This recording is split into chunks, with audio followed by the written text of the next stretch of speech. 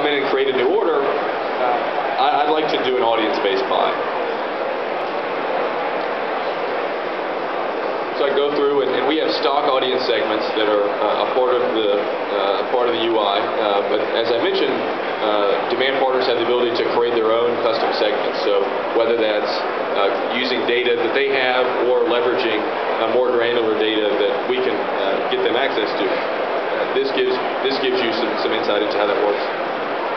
But you know what? I saw that Chrysler only lost $4 billion last quarter, so we'll do some advertising for Chrysler, and we're going to target the automotive segment. Since we all own Chrysler, I figure we should help them out.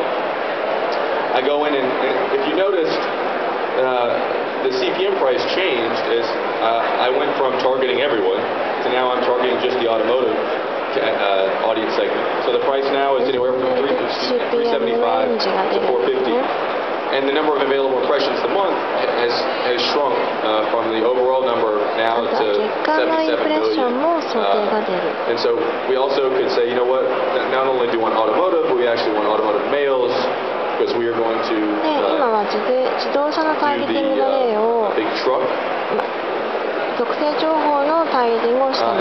Now the pricing is relatively constant, but the number of estimated monthly impressions has shrunk again. So we're now targeting, we have the ability to reach 30 million people in the automotive audience segment who are also males. We can go through and actually do any level of geo-targeting. So in this instance, we're going to do a nationwide campaign.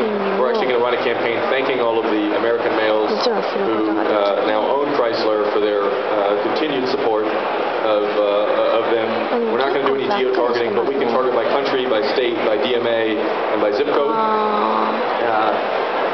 And again, as you go through and make these segment changes, it's going to change pricing, and it'll change the available monthly impressions.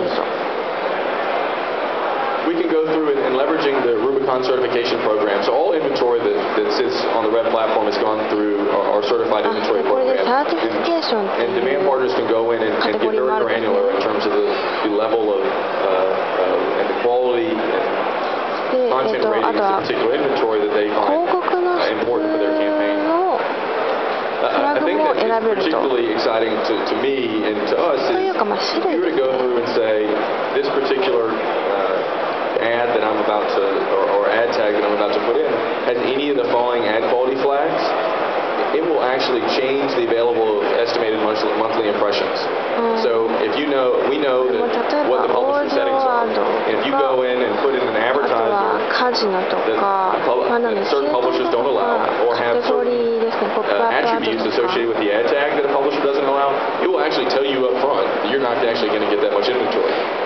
And so, this is, again, another step in helping automate this by providing both sides the level of granularity of information around, how this all works.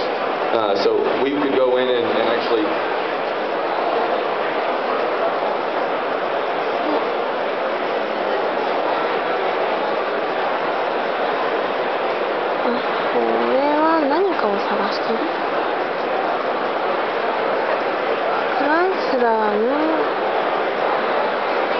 So I can go in and say I'm Chrysler. It's actually checking inventory to see if there are any of the publishers with available inventory where this could run. Is Chrysler on any of their block lists? Turns out it's not.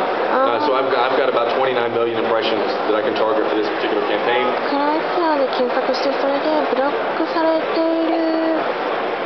It's not a dating ad. It's got nothing flashy, so I'm able to go on. And I can go in here now and actually go buy all the different ad sizes and choose exactly what I want to buy. So, you know what, I'm just going to run banners and leaderboards.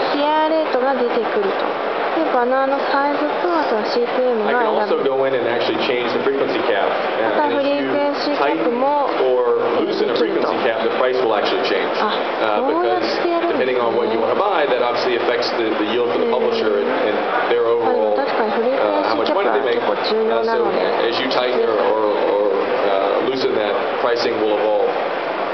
You go in and actually put in any volume that you want to actually purchase, the amount of volume of the campaign you want to purchase based on what you see as the available impressions, and then you would continue on through the process.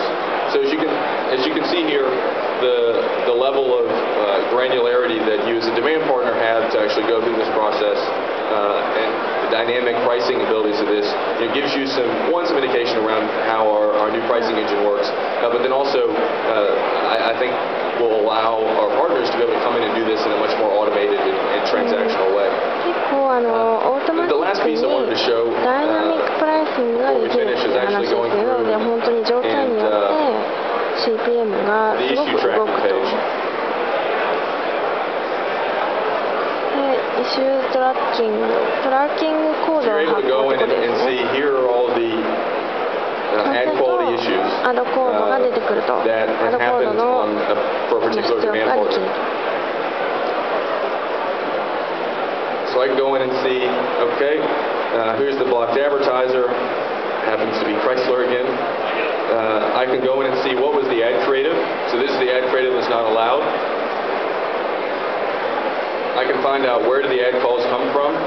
So we can see here are the exact domains where they were, so that if I need to trace down where this ad is coming from or where it is, I can do that if I'm a demand partner.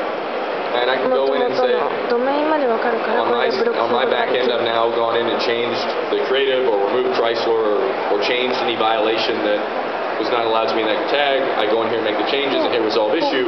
It goes through our system to check, and then you're back live again. So if you work with us today, a lot of that, or historically, a lot of that's happened over email or phone calls. Now that's completely automated.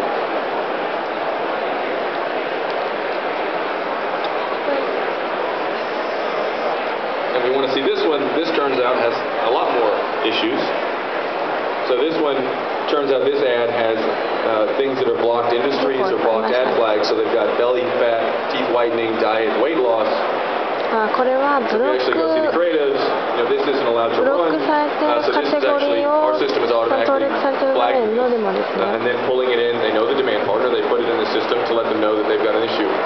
So again, they can go in and make the changes they need to clean up the tag so they can get back live again. And this all can happen without any phone calls, without any emails, without any of that.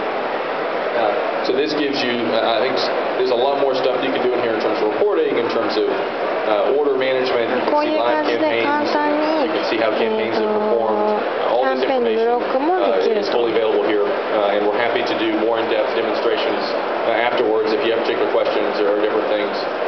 But ultimately, for us, launching permission controls and launching rep for demand, we're all about sort of going back to our original goal, which is helping publishers to automate the buying and selling of advertising.